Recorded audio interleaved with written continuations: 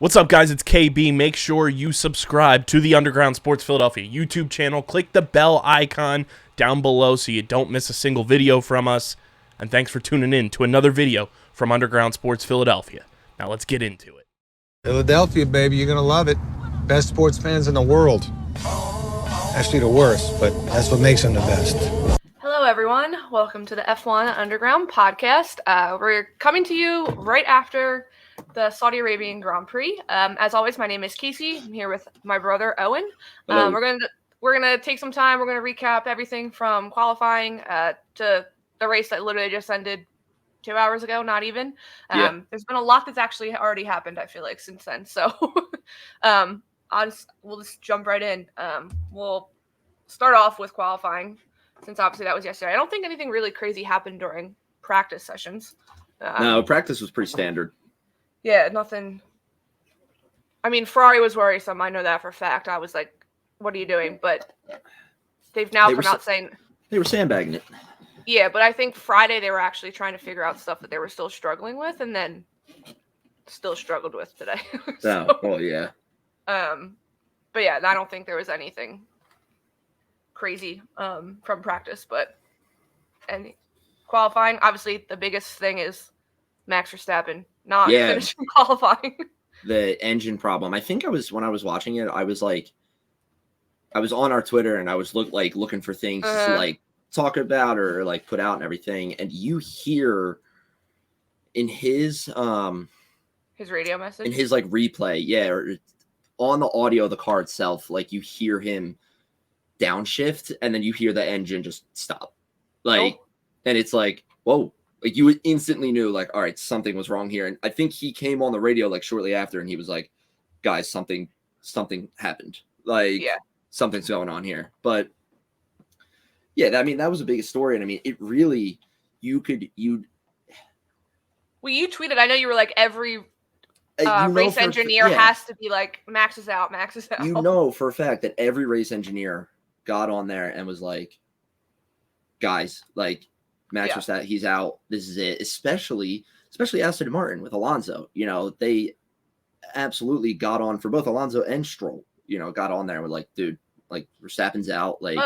This is a huge opportunity. And I have to give credit to Checo as well for stepping up and still defending the pole position for Red Bull. I mean, Right, they could have lost it and it could have been Aston Martin one too. It honestly, I'll go to say, qualifying this week was more exciting than the actual race. Yeah. And the race was a fun watch. I think it was pretty good. There's been more boring races, but yeah, qualifying definitely had a lot of the stuff. A lot more stuff happened. I mean, yeah, you had, Verstappen getting out that early. Charles Leclerc did a really good job of minimizing the damage from his 10th place grid penalty. And he did good today. I mean, he qualified. He started the race in 12th and he ended in 7th. He was doing well. I don't know if that was the best time we're kind of getting ahead, but I don't know if that was the best time for him to pit. I don't know what the strategy was because he was doing so well, but he also started on softs and he was the only one that started on softs. Only one on softs, but yeah, I mean, it sucks. It's amazing to me that you're 2 races in and you're already pushing the limits on component swaps. I just brought up the technical report from yesterday and what he already changed. Obviously, he was the most, but there were some other people. But it was a new ice unit for Leclerc and an MGUH, which the MGUH is what pushed him over, right? No, the control unit is what pushed him over because they remember last week or for Bahrain they changed it as a precaution. Oh yeah, and that was his second. That was his second one. They still didn't know what was wrong with it after they did testing back at Maranello, at the factory. But yeah, they said that was his second one already. But yeah, the second race he's already taking the grid penalty. But so yeah, he changed. It was on the control unit, the ice, and then the MGUH, and then Sainz also got a new ice unit. That's right. Yeah. And it was both a new ice and MGUH for Lando Norris as well. Right. But yeah, Leclerc was obviously the only one that had what's it called? The penalty. The penalty for it, yeah. Yeah. I mean, he could have. I don't know where he pulled. I watched the top three's last laps. Oh, okay. Because like Alonso finished, and then like Leclerc finished right after him because he was in P2, Alonso. Yes. And then Leclerc pulled that lap time out of his ass. Yeah, I mean that's the thing. Like I said, he did a great job of taking that grid penalty kind of like on the chin, and it was like, all right, I'm just gonna get as best as I can. I'm sure he would have loved a pole position, or pole position, because then he would have been in 10th. Pole. But like I said, he went from 12th to 7th, and I mean, you're back in the points. He's probably just happy to get points, especially after Bahrain. Yeah. So I think he did a really good job of minimizing that, and it made for a good qualifying. Because like I said, he pulled that lap time out of nowhere, and it's like, and the way he was overtaking people on the straight. I forget who won the last. You were literally like, he's just literally. He flew right by. I think it might have been Ocon, because I think Gasly took a little bit, but whoever was right after that one, I think it was Ocon. He just literally on the straight just like passed him like. It was like nothing. Yeah. Yeah. But I wasn't worried because after watching last year, and all the penalties he had, he always came back up into the points somehow or right outside of the points. So yeah, and I mean, like I said, he's got to be happy with just getting points. It's if he didn't get any points this week, whether it be his car had an issue again or he was just outside of the points and the placements, then that would be cause for a big concern. But yeah, I mean, when I first got home, I was looking at quotes from him from like post-race interviews. I mean, he looks upset and dejected, but I mean, regardless, I think he was outpacing Carlos, but not keeping up with that agenda. Yeah. But yeah, I mean, I wasn't worried about him not getting up into points, but would it have been a little bit nicer? Yeah, because then, but it's whatever. It is what it is. I think one of the other big shots of quali was Lando Norris. Yes, yeah, he also had a really good quali. No, he had an awful quali. You are correct. I just completely butchered my words there. Piastri had a good quali. He made it. Yeah, that's what it was. Yes. Yeah. I knew there was one. Yes. I mean, you didn't see it today, but yeah. I mean, like he made a mistake. He was out. And it's like you can't even like say it had an effect or anything because their race was not awful. Was not good. I mean, yeah. It was a bad race by McLaren, and we're going to touch on this a little bit, in a little bit, or we can use this kind of segue into the weekend, the race recap. Yeah, we have one other. It's going on to my second favorite Ferrari driver. The man you hate. Don't hate him. You do hate him. You're going to get me in trouble with the Carlos Sainz fans, okay? They're going to come for me. I mean, I will have to go into hiding this week, not just because I forgot the Fanatic. I will have to go into hiding. I think you should be more scared about that than the fact that you don't like Carlos Sainz, that you forgot the Fanatic. Fanatic? I know. Yeah. That's good. I'll never forget the Fanatic again. But yes, how Sainz he was almost out. He was almost out. He was in the elimination zone at one point. And I think he pulled out. I think it was qualifying the second part where he was in the danger zone, and he pulled out a good lap. He pulled out a good lap. He got himself out of it. But I remember watching it and looking up, and I was like, oh shit! I was like, if Sainz gets eliminated here, and you have Leclerc starting with the 10 places back, like this is not a good race for Ferrari at all. And good on Sainz for getting a good lap time in. I mean, he's a very good driver. So it was never really like, I was never officially like, oh crap. But when I saw on the leaderboard him in the danger zone, I was like, oh, this could be so bad. This could turn out so bad for Ferrari. Like, it's the worst nightmare. Yeah, it does not look good. And then he had a great lap. I can't remember the official the official times. I wonder actually. I'll say you have the times from the race. I wonder if you can bring up. Yeah, here's qualifying 2. He did a 1:28.957 in qualifying 2. Wow, their qualifying times weren't. What was Checo's qualifying time at the end? Checo's qualifying time. Like, what was his pole position lap? Q3 was 1:28.265. They were faster in qualifying than they were And today. his race time was no his lap time today was a 1:21. No, when we were just reading before I left to come back here, and I wrote down Verstappen's fastest lap. Wasn't he a 1:31? I don't believe so. Hold on, let me see. I'm also pulling it up. Pause, people. I'm going some Jeopardy music. I'm going to the official website now. Results. So am I. Sergio Pérez, time retired, 1:21. Fastest lap.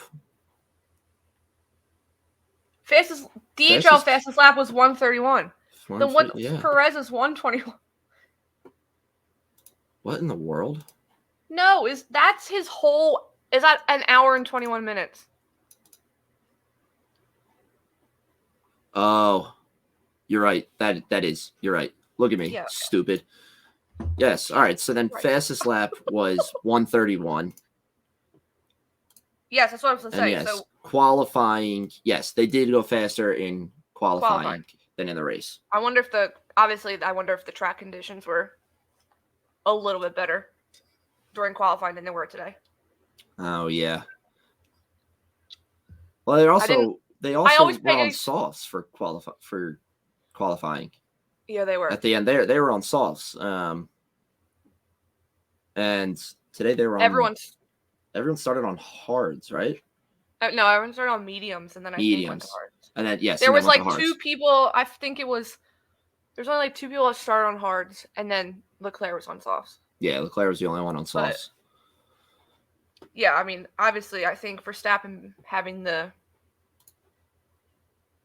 issues in qualifying was probably the biggest story of qualifying, because you would just assume he's going to be pole position. Yeah. From this point on. I mean, Ferrari's pace does not look promising, but it's still early. He's got a lot of racing left to do. Hair back here. Looks so stupid. Do you need a haircut? No, I just got one. I was gonna say.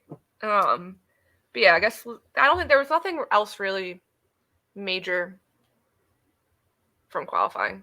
I mean, like you said, the biggest story was Max getting out, and the opportunity that gave all the other teams. I mean, you literally, like, sitting here and watching the race, I all of a sudden was like you could feel like a switch in the air, and you're like, oh my god. And then so I can't imagine like the feeling that it was there.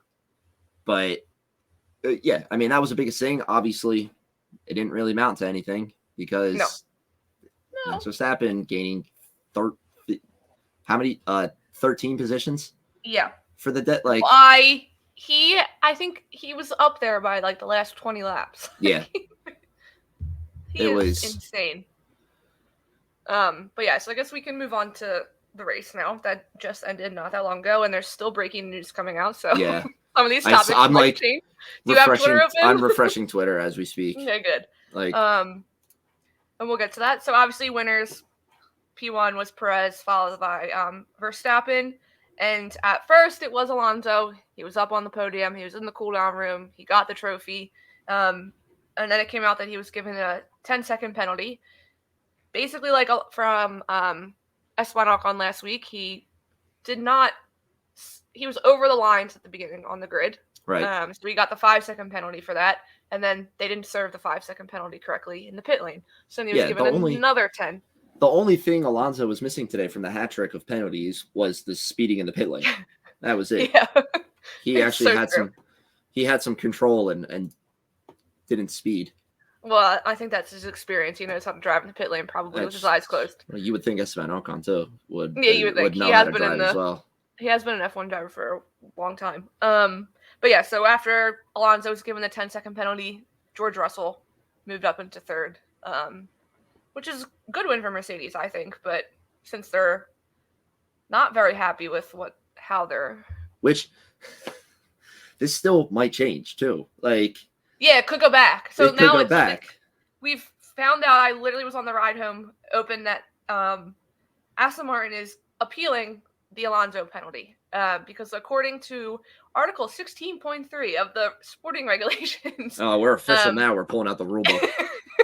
It states any decision or communication concerning a particular competitor should be given to him within 25 minutes of such decision. Aston Martin is claiming it took more than 30 laps for a decision on Alonso's penalty.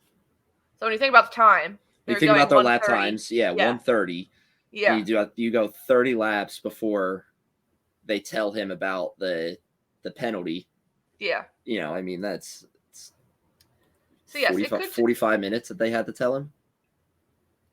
Yeah, I mean, when they were talking about it earlier on in the race, and then they didn't come back until after. I mean, Mercedes did just tweet a picture of George Russell. Mercedes is gonna tout it until the FIA comes out and it says like, oh hey, by the way, we made a mistake. And then all the tweets will come down, and then Aston Martin will start being, oh look at us, we're back on the podium. I love what do you say? No, Alonso has accused the FIA of putting on a poor show for F1 fans and criticizing the stewards for not informing Aston Martin that they were under investigation during the race. He said you could not apply a penalty 35 laps after the pit stop. I mean, he has a point. That's like in hockey when there's a penalty and then 5 minutes later the ref puts their hand up. That would never fly. It never would fly. I love the quote that I found just before we started recording, and it was Alonso saying, I was on the podium, I did the pictures, I took the trophy, I celebrated with the champagne, and he says, I think it's a poor showing, by the FIA. They had 35 laps to apply the penalty, and the best comment underneath of it is somebody says, I'm a Mercedes fan. Where is it? So it says, as a Mercedes fan, I'm not mad about it, but he is right. And it sucks too because it was his 100th podium in his F1 career, and to rip that away. But so this is going back to the Ocon penalty for not doing the pit lane correctly, the pit stop. So apparently Ocon was warned 2 laps later for the same penalty in Bahrain. So it only took them 2 laps to tell Ocon that he had a 10-second penalty. The FIA regulations again states that the stewards have a maximum of 30 laps to warn the driver. Otherwise, he goes unpunished. Alonso stopped in lap 19. Alonso stopped in lap 19. They told him after the race. Yeah. I mean, this is all pointing to the FIA being idiots. Yeah. There's a picture underneath.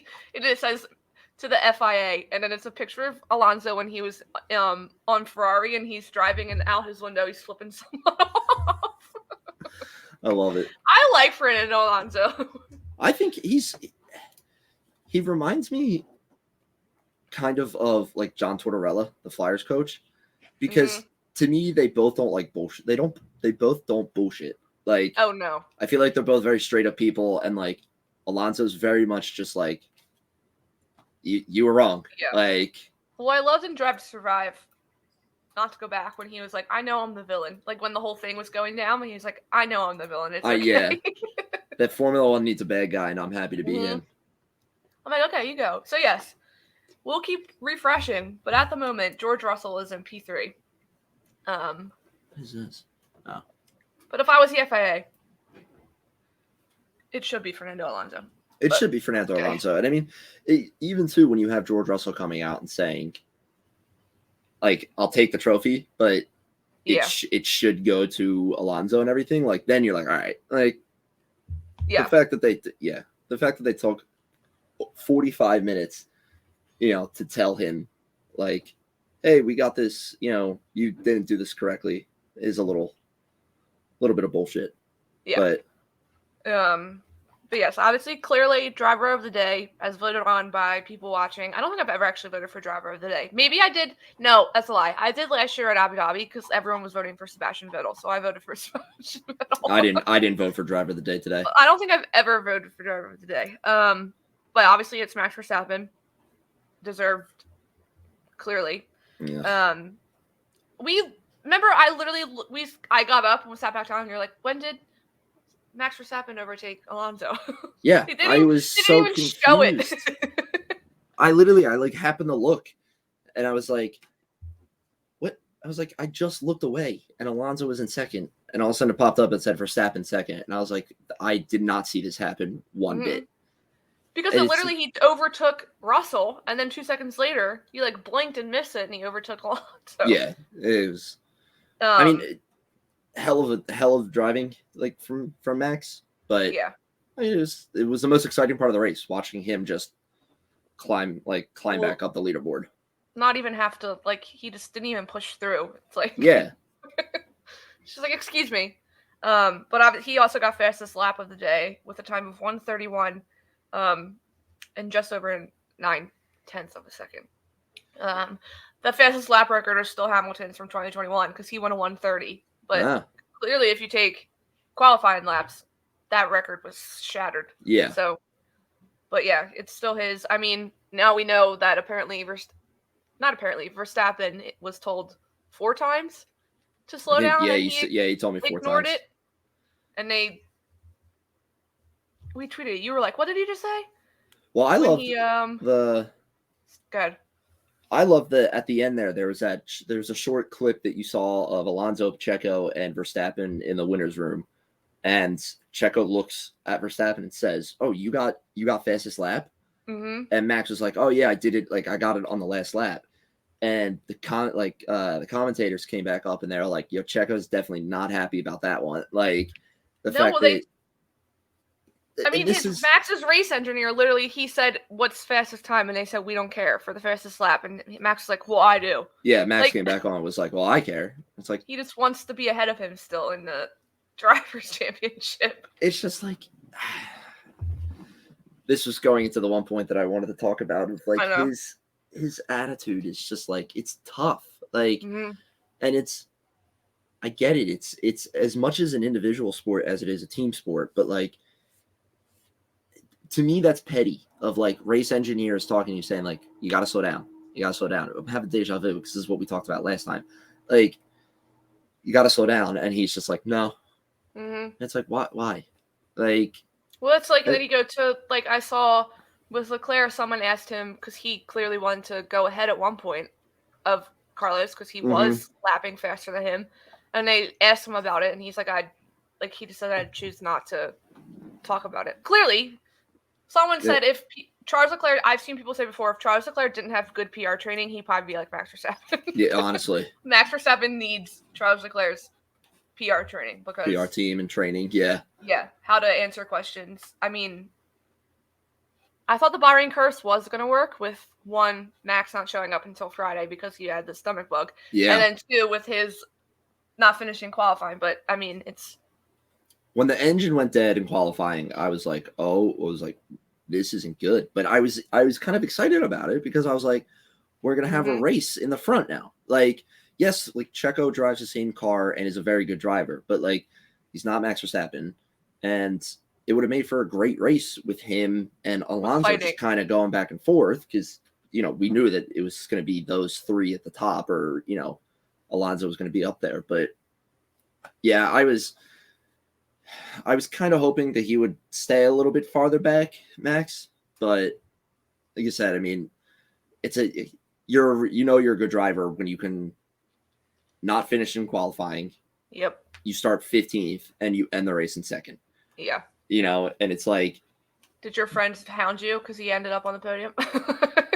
No, because I still was right. He didn't win. He didn't win. Yeah, true. He didn't win. I was still technically right. He said he was going to win. Yes. They said, when we were talking about it last night, they said, Max Verstappen is winning that race tomorrow. And I said, he is starting in 15th. I was like, he is not going to win this race. He did it last year, though. That's what I'm saying. He did it. I can't think what race it was, but he had a penalty for, using too many parts, and he still won. I don't doubt that he could do it. I just felt that with how good Aston Martin has been and having Checo on pole as well, I was like, he's not going to win this race because like Checo will want to stay in front and Aston Martin's going to be a tough fight for him because their car is so good and Alonso will be right there. And it's like, wasn't as tough as a fight as I hoped, but he still didn't win. So I win. Yeah. I'm right. Nick, if you're listening, give me my money. I also, people were like, Max just wanted to have an actual fight in the back with people instead of just starting in pole position and taking off and watching the race on the screens as he drives by. But clearly, he still didn't even fight with anyone. Like, no, that still happened. He like blew right by Hamilton when he was when he was coming down the straight, and then we were making the comments. We had the track map open, and you could see it was like, there was a large distance between Pérez and Verstappen, and then Verstappen to Alonso, and it was like, it's Red Bull's doing it again. Like they're doing it again. They're so far out in the front that it's not even a competition. I was like, you have the times, right? Can you see the gaps? Yes. So the gap from I'm so thirsty. All right. So the gap from Pérez to Verstappen was 5.35 seconds. The then next gap, which they put George Russell in third, so clearly, yeah, kind of makes sense. The gap from Verstappen to Russell was 25 seconds. 25 seconds. That is an eternity in F1. Imagine sitting there watching that in person and just like waiting for the next car. That's so insane. Like, so even here, there's two columns. There's gap and then there's interval, which I think actually interval is the one we want. Actually, my bad. But it's still a crazy stat because the difference goes from 25 seconds to 20. So like, you still have like a double-digit lead on everybody, and then behind Alonso or behind Russell, not really behind Russell, the gap from Pérez to Alonso was 30 seconds. I mean, think about that. It's a long time. That's a third of the lap. Like, you're leading essentially.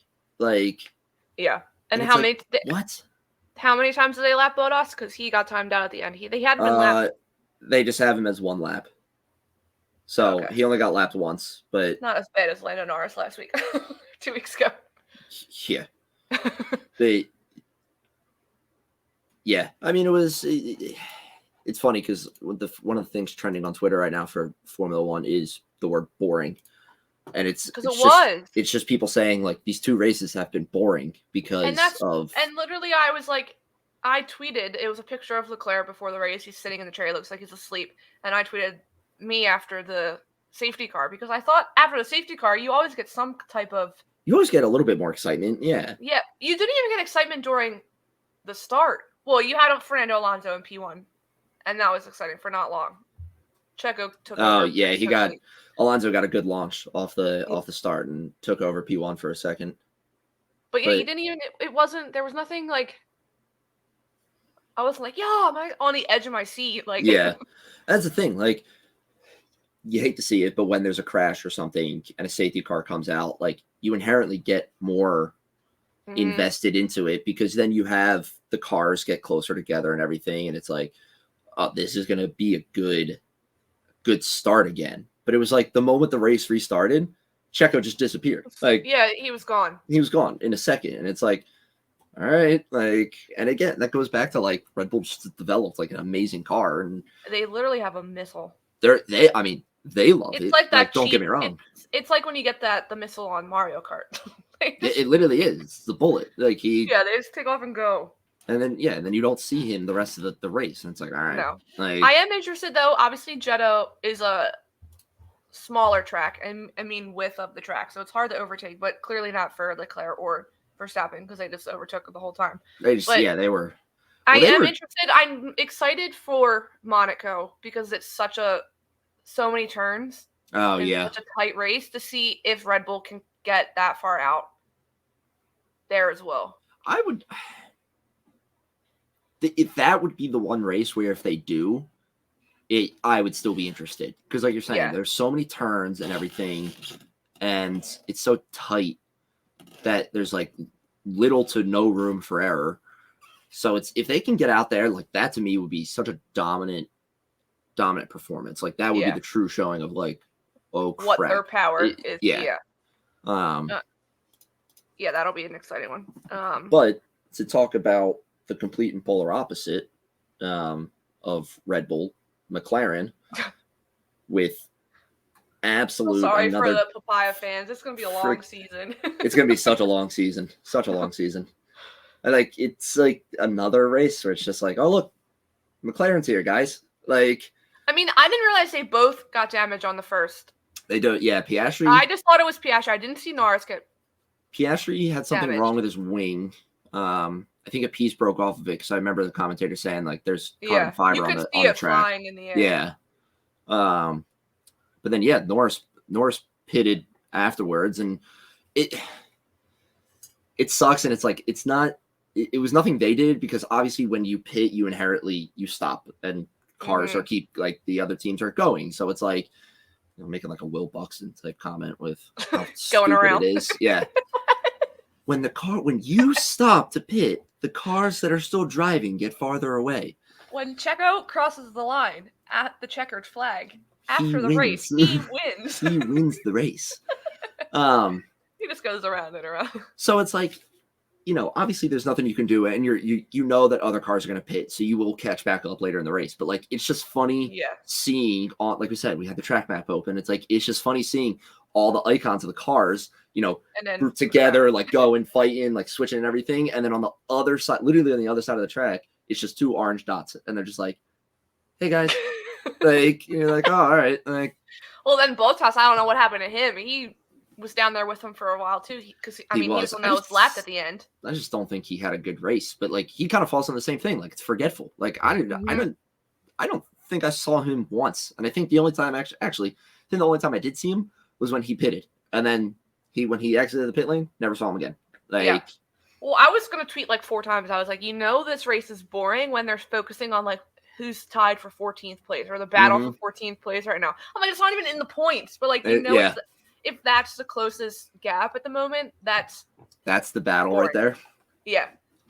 Yeah. I mean, it's going to be a long season for McLaren. But the one thing that keeps giving me life about McLaren is seeing the Daniel Ricciardo tweets after every race where they do badly, and they're like, I don't even think it's after every race. I think he was literally trending the minute Oscar Piastri went in the pit lane for their first. Oh my god, after the start.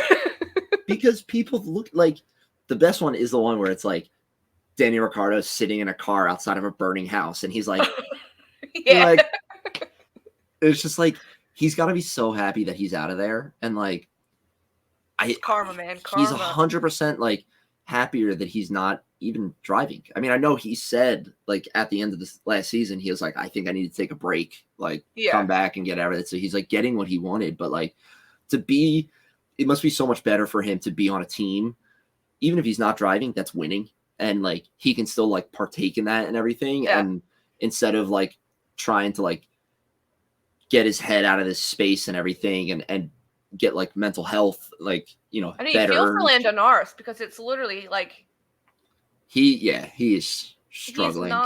He looks. I know he streams a lot for like video games and on Twitch. And I don't very active last week. I don't watch him, but I've seen enough clips on like TikTok and everything to say that he 100% looks happier streaming and doing all that stuff than when he is like racing or anything. And it's like, especially I get this it. Season. Yeah. And it's like, I get it, like complete, total different environments. Like streaming is probably a hobby for his, like totally different thing. But like still, like if you love racing so much that you made it your job, you would think that you would look a tiny bit happier. But McLaren's just not happy. McLaren is just not doing anything to help him. Like, I mean, no. I mean, it's also like with going back to Daniel Ricciardo. I mean, it is like karma. It's like Daniel Ricciardo have the McLaren like voodoo doll somewhere.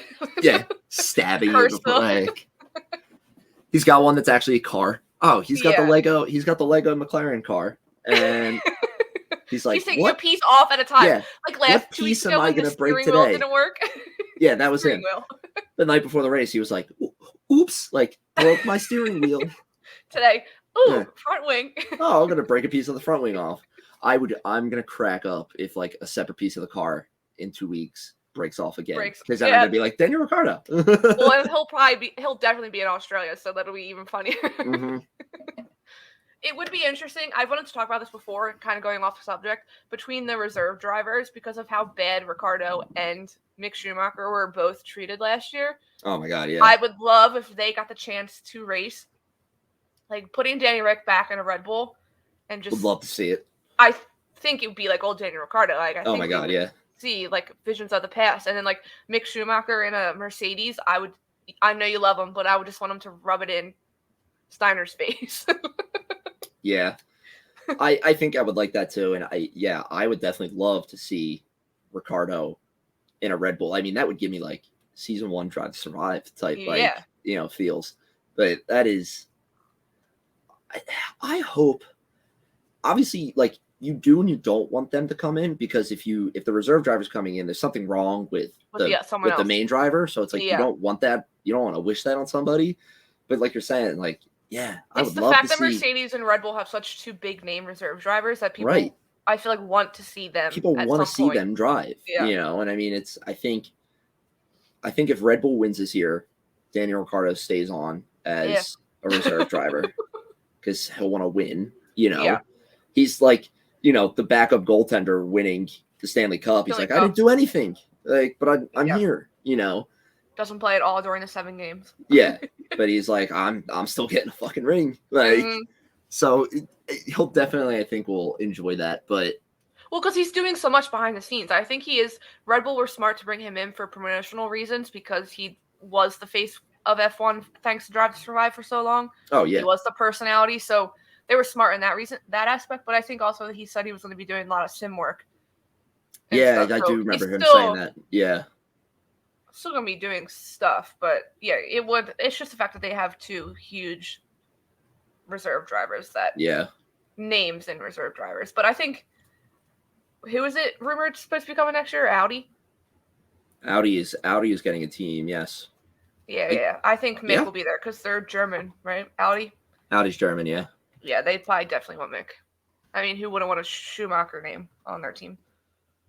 Audi, German car manufacturer Audi announced in August they would be entering Formula One as a power unit supplier and have now confirmed a partnership with Sauber, the Swiss constructor. They're not a team.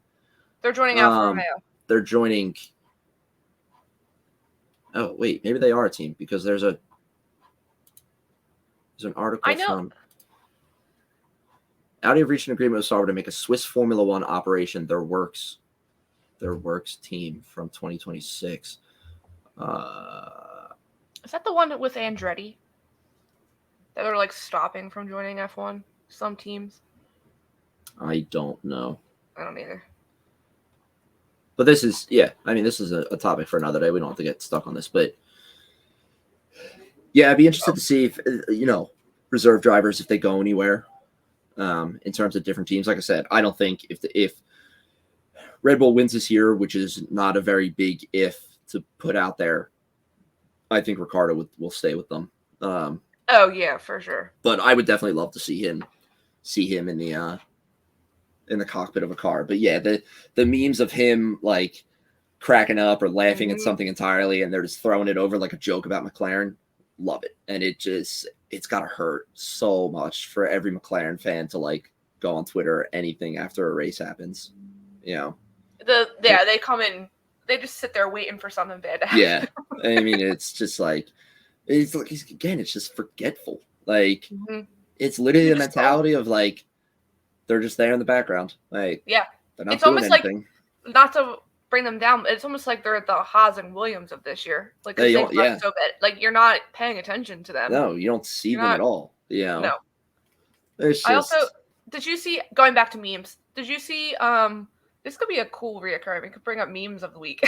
Memes, F1 memes of the week. Yeah, just like even if it's not a race week, because there's always memes that come out. Always. But it was one after Leclerc's penalty was announced, and then Verstappen didn't finish quali. I'm kind of going back, and it was from Endgame when Black Widow goes to get Why can't I think of his name? The Soul Stone. No. When Black Widow goes to get. Oh yeah. And he's like, you shouldn't be here, and she's like, you shouldn't either. It was like Charles to Max and Charles going back. Like, back in the here, and he's like, you shouldn't either. You shouldn't be here. And I also saw another one. I think it's one of those scenes from Pirates of the Caribbean when the pirates are getting like killed. And Pirates get killed in a lot of them. I know, but they photoshopped Charles' face on it and then Max is in another one, and Max is like saying something about not like reliability issues, and Charles is like, first time. Oh yes, yeah, I know that. That's a good meme. Like, first time, I'm here all the time. I'm here all the time. Welcome. I mean, he literally said. Friend. Someone asked him after if he was shocked about their race pace, and he said no. No, I'm not shocked at all. What we didn't talk about was there was one safety car. That should have been a safety car. There was two do not DNFs. Obviously Stroll, which I think if Stroll kept going, it would have been Red Bull, Aston Martin 1 through 4. Oh yeah, I agree. It would have been 1 through 4 for sure. But yes, obviously Stroll was a safety car. Alex Albon was not. He just slowly limped back to his pit lane. Yeah, he lost braking. Yeah. It was tough for him to brake, so he just kind of slowed down, I guess, to not obviously, come flying in and not be able to stop. So yeah, well, they showed the pit crew as he was coming get out of the way, because if he didn't stop, someone was getting hurt. Yeah. But yes, for Lance Stroll, virtual safety car was deployed, and then the full safety car was deployed. Yeah. But it shouldn't have been one. But it said because of the GPS said that Lance Stroll was still on the track. Yeah, the GPS location was wrong, and they didn't know that he had pulled into a runoff area. He had so much clearance. Yeah, and he not only did he pull off the track, but then he pulled back into around the wall. Yeah, like behind a barrier. So definitely shouldn't have been a safety car. I mean, also think about it. The FIA, I don't know what the race control looks like, but I can assume it's just screens. Oh yeah. So they clearly had the overhead shot. He was off the track. Yeah, if you're going solely on GPS, and being like, oh my God, somebody stopped and they're still on the track, and then somebody looks at a screen that's probably not even like 3 inches away, and can be like, whoops, no, he's not. He's clearly off. Or I'm sure they had radios to the people out there helping him, be like, is he off the track? They're gonna be like, yeah, he's behind the barrier. I mean, I know they were saying that GPS was giving issues, especially with all the traffic during practice and stuff. They said it normally happens like that during city circuits because of all the buildings.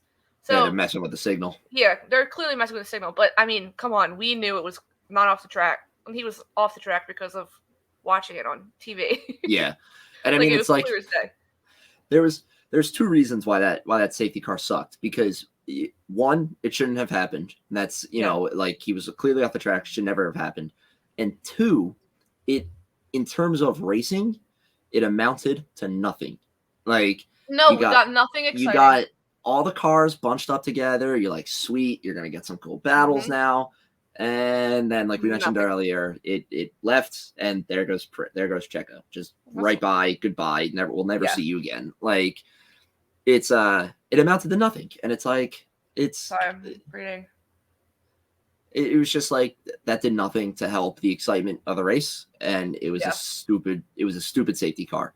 So I mean, yeah, it's tough that it's kind of weird to me that the FIA is solely going off of GPS when you're in a city circuit, and the buildings and being inside a city will affect that how well it can locate you, but it's just stupid, so stupid. Yeah, I also it wasn't even like they were in the middle of like Baku. Like they're in the middle of the city, or like LA, Vegas, they're gonna be smack dab in the middle of the city, but they were along the water. Like, do they have GPS issues when they're in Monaco? Like, because they're also along the water. But yeah, I mean, there was clearly, we didn't talk about this word, but there was a lot of traffic during practice. There was a lot of traffic. Yeah, I remember. There was almost a few close calls. All the drivers, were struggling with like when they were doing their flying laps, like being slowed up by somebody right in front of them. it was a lot of traffic. Leclerc complained a bunch. His radio. Yeah, he had so like much traffic. 3 or 4 complaints of like, there's so much traffic in front of me, like I can't get like a good lap in. Yeah. Like, and I'm going way back. Didn't Verstappen almost crashed in the Norris, right, during qualifying, or was it FP3? I was already left when it happened. I can't remember. It was on Friday. No, it was on Saturday. Sorry. Getting confused between race and golf weekends when they start and everything. Yes, Miss Verstappen was doing a flying lap, I'm pretty sure. Mm-hmm. And he came up on Norris, and it was Verstappen's fault because he did, like, after it happened, he sped up and passed Norris and waved to him, like saying like sorry, like but it wasn't anything. And I mean, I know you're saying like ESPN or something was like making a big deal out of it or made it seem much worse than it was. Yeah, because I texted you right away. I was like, "Did they crash?" Yeah, like, no, it wasn't even that. It was a simple, just like, "Oh crap, you're much closer than I thought you were." Well, sorry. Like, and then let me drive around you. Let me say sorry, and then move on. Like that's all it was. It was.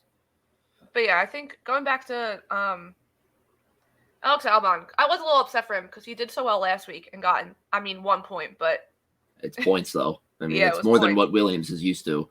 Yeah, that's what I was gonna look at. See, because I made the graphic, but I haven't tweeted it yet for drivers' points because obviously they switched between Russell and Alonso.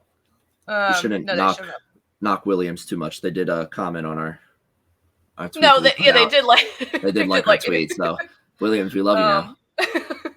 Alex Albon, I love the bleach blonde hair. But yeah, Verstappen has 1 point on Pérez, 44 and 43.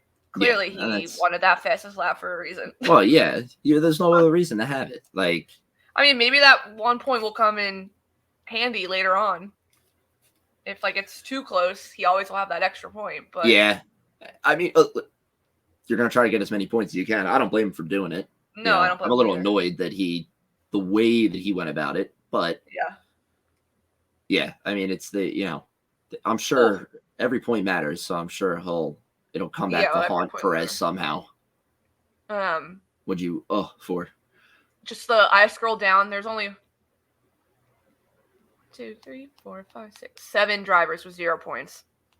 Because K-Mag was 10th today, so he has 1 point. But it's one from each team. Well, except for AlphaTauri. Yuki and Nick de Vries both have not finished in point. Yuki was close today, and then both McLarens clearly have 0 points and 0 in the Constructors' Championship. But it's still early, but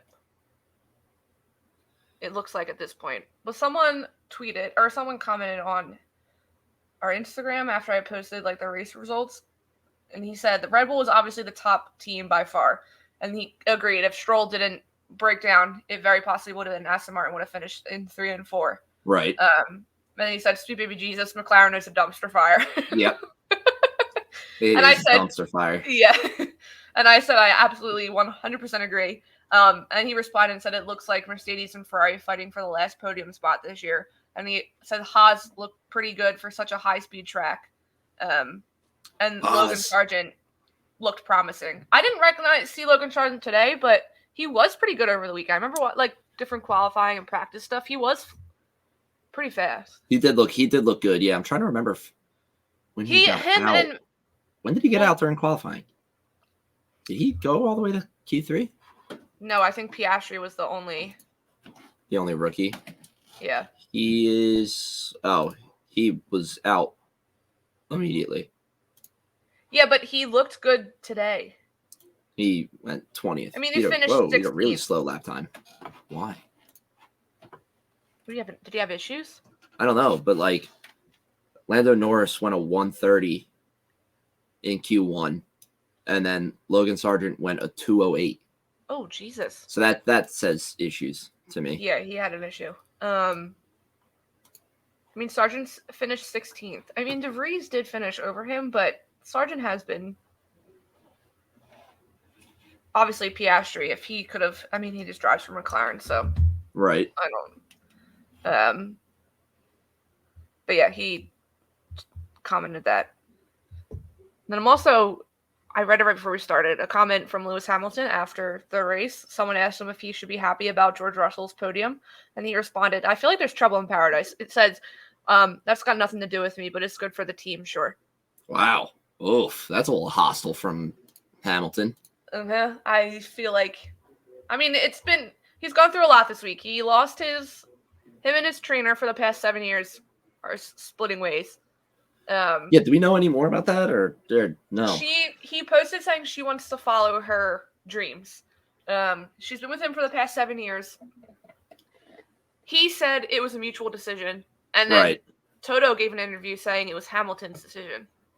I did see that part. Yeah, that it was his choice to split ways with her. But apparently she has kids. She has a family. So I can only imagine she's with Hamilton all the time. Yeah. But she's just been a staple because she's like the only woman physio in the sport. And for one of the best drivers in the sport. So yeah. I mean, yeah, but nothing. We didn't learn anything crazy about it. I feel like there's more going to come out, but I feel like also, like the Ferrari rumors from last week, there's going to be a lot of Mercedes rumors. Oh, yeah. Hamilton. So I don't know when. I think his contract's up this year.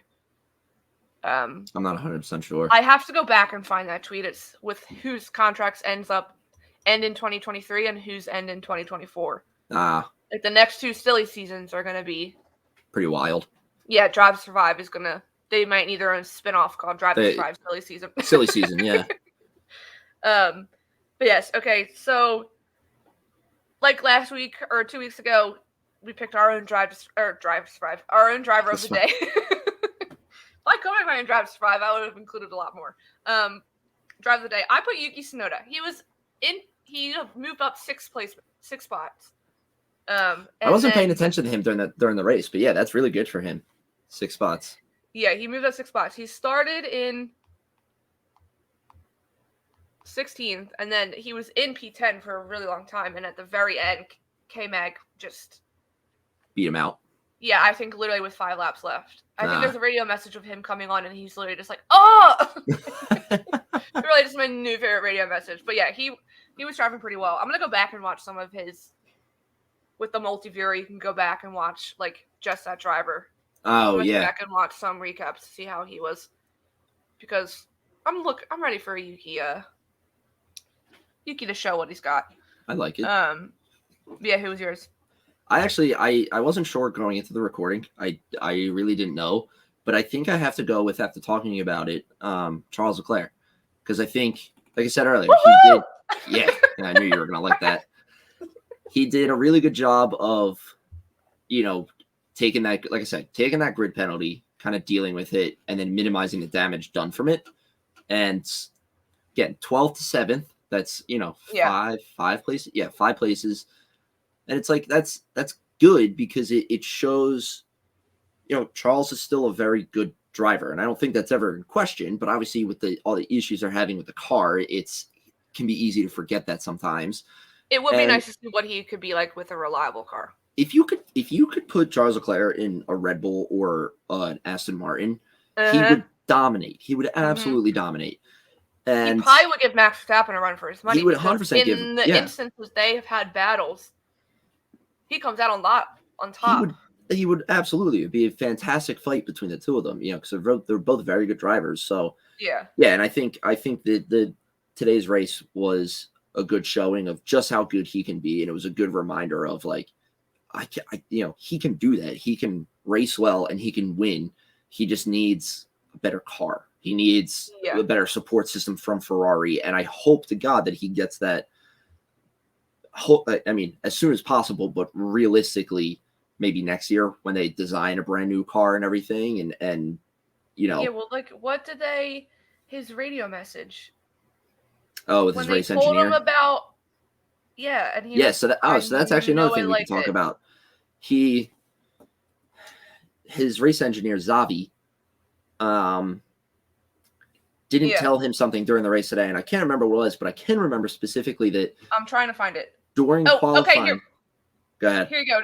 It was after the safety car, which he got his luck. He is the worst luck. I think he has worse luck than we do. Because literally he took the pit, he went into the pit lane, and then it was a safety car. Yeah. Like, if you were listening to his radio, I think he literally let out a sigh when there was a safety car, and he then could have pitted under the safety car. But so his race engineers obviously said, try to push from safety car line 1. Hamilton just pitted, and he says, you needed to tell me that before. Yeah. And then he's like, and then the race engineer says copy, and he goes back and says, no, but come on, like you need to tell me. The thing from qualifying was Russell was coming up behind him doing a flying lap, and he blew past Charles, and then you hear the radio engineer get on and is like, oh, hey, watch out, Russell's behind you. And he's like, yeah, that already happened. Yeah. Thank you. How are you that delayed? But yeah, he's my driver of the day just because, like I said, he's a very good driver. We know that. And I think today was a good reminder of, you get him a right car. Yeah, the weekend. You get him the right car, he would absolutely dominate. Yeah. That's what the car's clearly not suiting him. It's not supposed to suit him, but he can adapt to it. But I think he was a good one. I can't be biased every time. So that's my driver of the day. All right. Before we talk about the FIA and the penalties some more, I wanted the article from our friend, you say his name because I'm going to say it wrong. Mark Schofield? Yeah. I don't know why I was... Schofield or Schofield? I apologize. Of SB Nation, yes. He put in his article, and I thought it was an excellent point. He said, are we in for a shocker from Haas or Alpine? Because obviously last week 2 weeks ago, you had Nico Hülkenberg, who made it into Q3. Yep. When's the last time you had a Haas in Q3? When Kevin Magnussen got pole? Which wasn't that long ago, but a season ago. Yeah.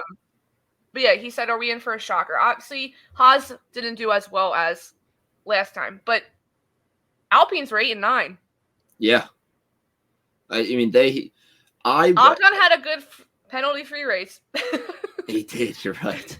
But yeah, Gasly and him, they both picked up some points. I mean, not a ton, but points. The points. Yeah, I mean, besides Red Bull and Ferrari, they're the third team to have both of them finish in the points. So, yeah, and I hope to God that we are. I mean, you made the joke when we were watching the race, Haas is my dark horse, favorite team. So I would love to see something big out of them. And I mean, I love them just because we spent 4 or 5 seasons in Drive to Survive of them just being the punching bag. Every time something bad happened in an episode, it was something happened to Haas. And they had a whole episode every season about Haas and how shit happens to them. So I would love to see it. I mean, it was a great, I was reading through the article. It was a great read and everything. And I mean, I don't know how much more to speculate on it, but all I can really say is I would absolutely love to see something amazing out of one of the midfield teams. Yeah. I mean, it would be fun to actually have a decent midfield teams, not just they're forgot the top and there's such a big gap to the second half of the grid. But I also think Alpine probably is a little they're probably like Daniel Ricciardo with McLaren also after the whole Oscar Piastri situation. They're probably haha. Yeah. Yeah, but I read the article yesterday and then was watching, and it was just practice, but still, literally finished reading the article and I looked up and Alpines were P3 and 4. I saw that, yeah. I tweeted at him, I said, "Are you psychic?" Yeah, out of nowhere, I was like, where the hell did Alpine just come from?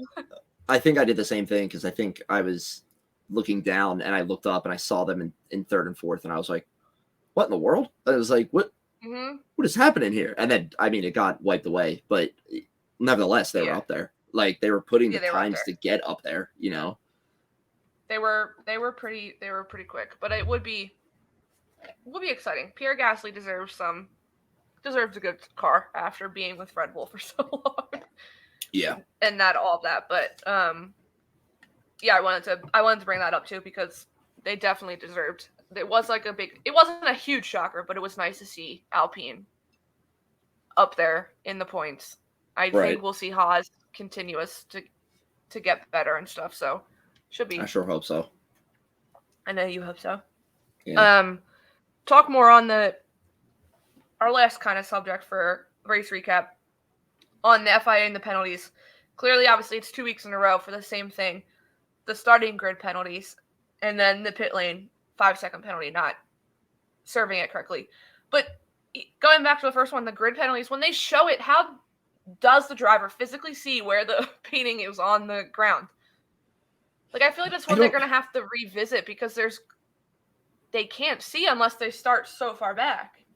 Yeah, and I know you can make the argument of, like, they've been doing this for how long, so, like, they know where to pull up at, but, like, clearly you have small mistakes like Fernando Alonso had today and Esteban Ocon had, 2 weeks ago, but it's just like,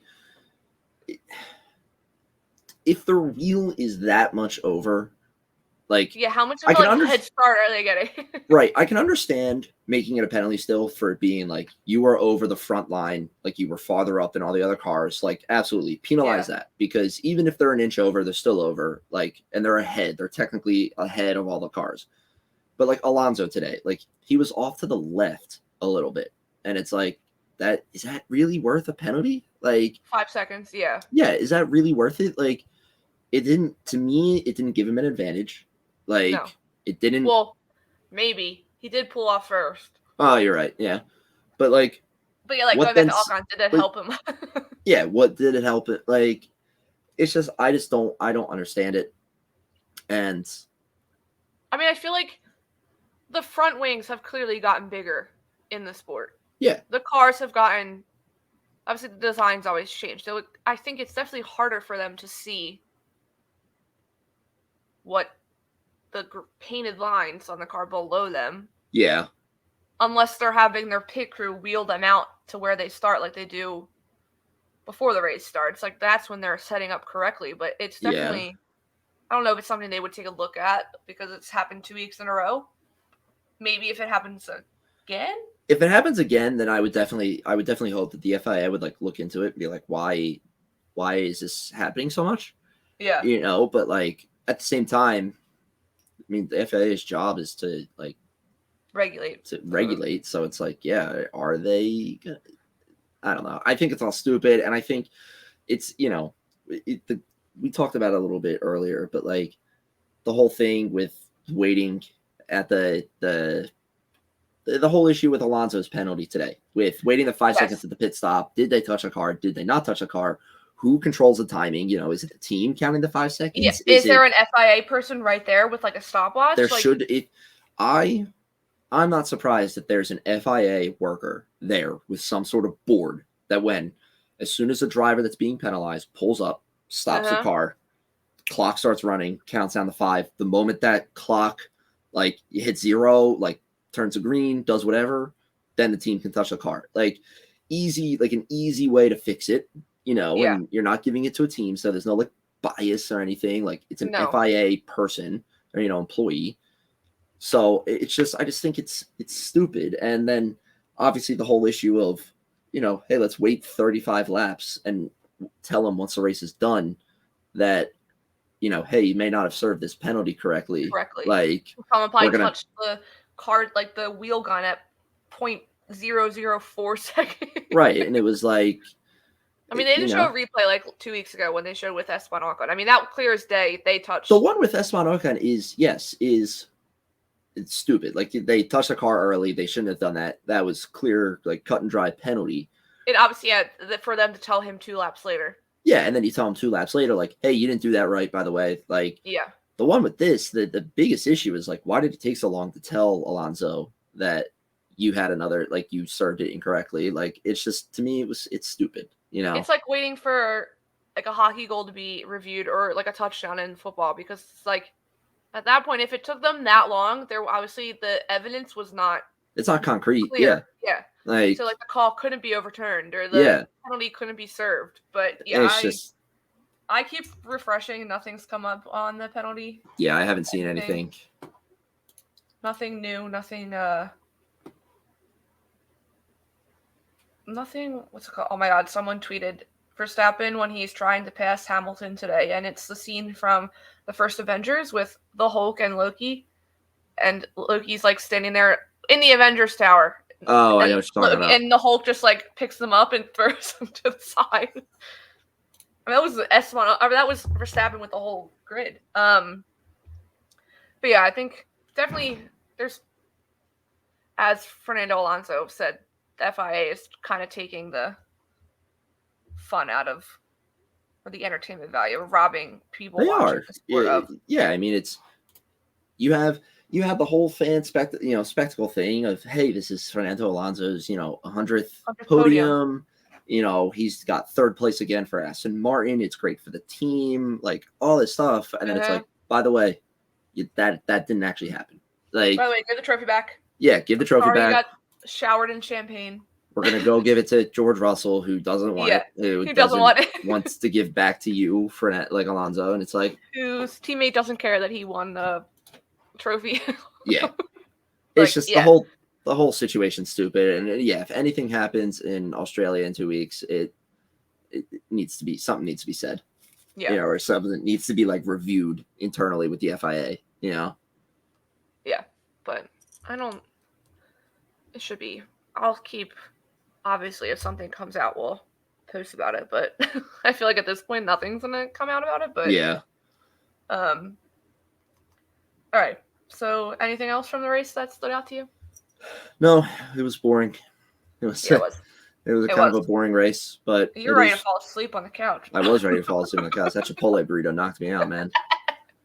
But yeah, so obviously there's no race next week. Australia is in 2 weeks. It's the sadly.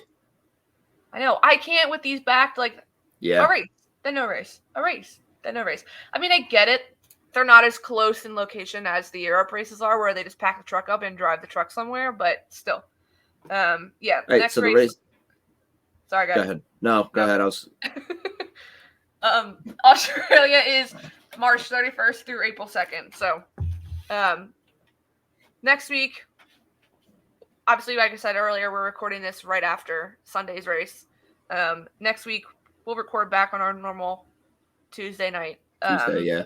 Yeah, with a weekly recap of F1 news. I think we should F1 meme of the week. Yeah, we'll let's do it. Yeah, let's do it. We need something new. We need to fill stuff when there's no race. Yeah. And then we'll just, obviously, we can always think of something else. Maybe we can dig deeper into the reserve conversation or something else. But yeah. Where the hell in the world is Sebastian Vettel? We can.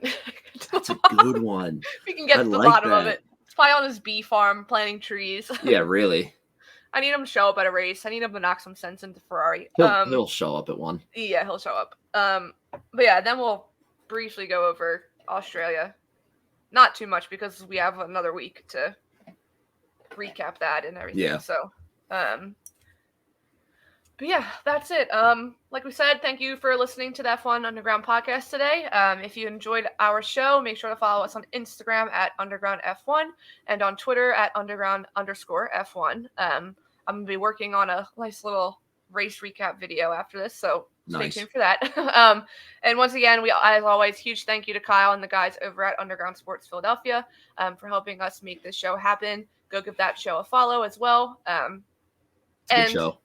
Yeah. Oh, yes. Very good show. It's a good show. For avid listeners. Before we have to hit end recording, we have to pose. Ready? Remember? Yeah. What am I doing? Oh, what do I do?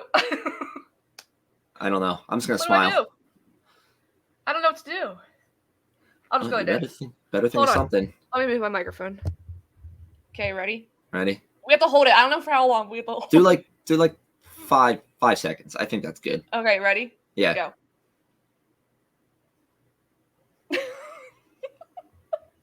That's enough. That's for you, Kyle. Kyle, I hope that was perfect. Yeah. But yeah, okay. Thank you so much, and we'll see you next week. Bye. Peace.